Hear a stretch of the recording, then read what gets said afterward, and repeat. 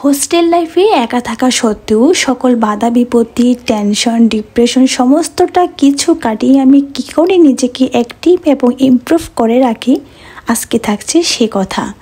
সবাইকে জানাচ্ছি আমার পক্ষ থেকে স্নিগ্ধ শুভেচ্ছা। কেমন আছেন সবাই? গ্রামীণ জীবনের নতুন আরেকটি ভিডিওতে সকলকে স্বাগত জানাই। কিছুদিন আগেই আমি 25 বছরের অ্যানিভার্সারির যে পার্টিটা ছিল, পারিবারিকভাবে যে পার্টিটা করা হয়েছিল তার প্রথম অংশ দেখিয়েছিলাম। দ্বিতীয় অংশ দেখাতে গিয়ে বড্ড লেট হয়ে গেল, কেননা এর মাঝখানে আমাদের অনার্সের মিড টার্ম পরীক্ষা ছিল, যার কারণে আমি ওয়াইটিতে তেমন একটা বেশি সময় দিইনি। কেননা একটা ভিডিও আসলে আপলোড করার পেছনে এডিট করা, থাম্বনেল রেডি করা, ভয়েস কভার করা অনেকটা সময় সাপেক্ষ। যেহেতু পরীক্ষা ছিল সেহেতু ওখানেই আমি এফোর্ট দিয়েছি।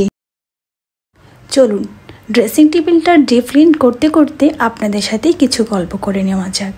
আমি যেহেতু হোস্টেলেই থাকি, তো সমস্তটা কিছু কিন্তু আমার একা হাতে খুব অ্যাক্টিভলি করে নিতে হয়। এই যেমন ধরুন ক্যাম্পাসে যাওয়া, অর্থাৎ ভার্সিটিতে যাওয়া, ভার্সিটি থেকে আসার পথে বাজারঘাট করা, আরও বিভিন্ন কিছু। বাজারঘাটের মধ্যে এখানে মাছ বাজারও অন্তর্ভুক্ত, এখানে আবার মুদির দোকানও অন্তর্ভুক্ত, আবার বুথ থেকে নিজের প্রয়োজনীয় টাকা তোলা, সমস্ত কিছু মানে টাকা তোলা থেকে শুরু করে শপিং, বাজার সমস্ত কিছু আমার কিন্তু নিজে একা হাতেই করতে হয়।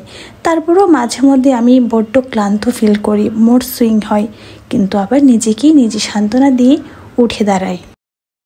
মাঝখানে আমার পরীক্ষা থাকার কারণে ড্রেসিং টেবিল, রুম অনেকটা কিছুই কিন্তু ধুলোবাড়িতে ভরে গিয়েছে। গতকাল পরীক্ষা শেষ হয়েছিল, তো ভাবলাম যে রুমটা একটু ডিপ ক্লিন করে নেওয়া যাক। তো চলুন বাকি অংশটুকু আপনাদের সাথে শেয়ার করা যাক। যেহেতু আমি একা থাকি, তো আমার ভালো লাগা খারাপ লাগা সমস্তটা জুড়ে আমি নিজেই থাকি, আর সেই খারাপ লাগা থেকে নিজেই আবার উঠে দাঁড়াই। আর যখন হতাশায় একদম চরম পর্যায়ে চলে যায়, তখন আমি কি করি জানেন? তখন হয় আমি উপন্যাসের বই পড়ি, হাতে আমার চায়ের কাপ থাকবে আর অন্য হাতে একটা বই থাকবে। তারপরও যদি আমি নিজেকে কন্ট্রোল করতে না পারি, তবে আমি পুরো রুমটাই ডিপ ক্লিন করে নিই।